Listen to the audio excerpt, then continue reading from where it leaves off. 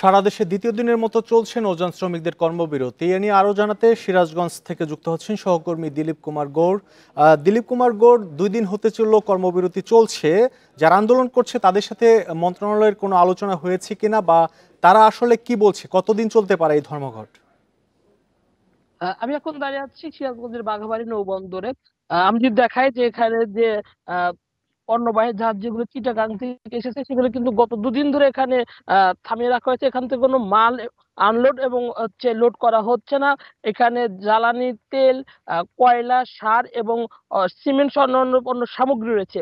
এখানে যারা আন্দোলন করছে আমরা কথা বলেছিলাম তাদের সাথে। এখানে নৌযান শ্রমিক ফেডারেশনের কেন্দ্র কমিটির সভাপতি আব্দুল ওহাব রয়েছেন। তিনি যেটা জানিয়েছেন যে তারা আহ বৃহস্পতিবার পর্যন্ত 72 ঘন্টার সময় বেঁধে দিয়েছিলেন সরকারকে, যে এই যে চাঁদপুরে যে 7টি খুনের ঘটনা ঘটেছে সেই সঠিক তদন্ত করে দোষীকে গ্রেপ্তার করার জন্য, এবং আরো 4টি দাবি দিয়েছিলেন। সেই দাবিগুলোর মধ্যে ছিল যে 7 জন শ্রমিক নিহত তার প্রত্যেকটা পরিবারকে সরকারিভাবে 20 লক্ষ টাকা করে ক্ষতিপূরণ, নৌ পরিবহনে চাঁদাবাজি বন্ধ এবং নৌপথের সুরক্ষার দাবি। এই দাবিগুলো আসলে মানা না হওয়ার প্রেক্ষিতে কিন্তু বৃহস্পতিবার থেকে তারা এই আন্দোলন শুরু করেছে।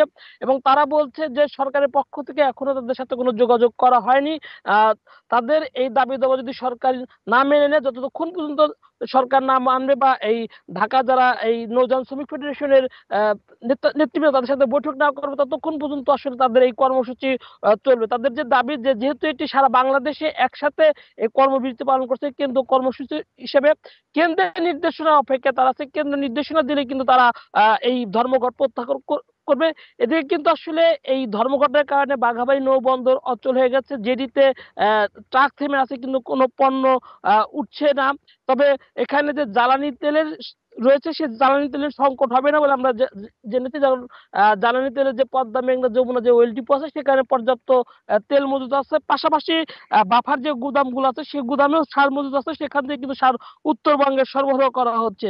যদি এই ধর্মঘট আরো কয়েকদিন চলে সেক্ষেত্রে কিন্তু আমরা দেখতে পাবো যে জ্বালানি তেল এবং উত্তরাঞ্চলের যে সার সেই সার সরবরাহ ব্যাহত হবে এবং সেক্ষেত্রে একটি সংকটের সৃষ্টি হতে পারে। তবে এখন পর্যন্ত আমরা শ্রমিকদের সাথে যে কথা বলেছি তারা আসলে মূলত ঢাকার যারা কেন্দ্রীয় নেতৃবৃন্দ আছে নৌযান ফেডারেশনে তাদের দিকে তাকিয়ে আছে। তাদের নির্দেশনা পেলে কিন্তু তারা এই ধর্মঘট প্রত্যাহার করবে। সেই সাথে কিন্তু সচল হয়ে উঠবে বাঘাবাড়ি নৌবন্দর।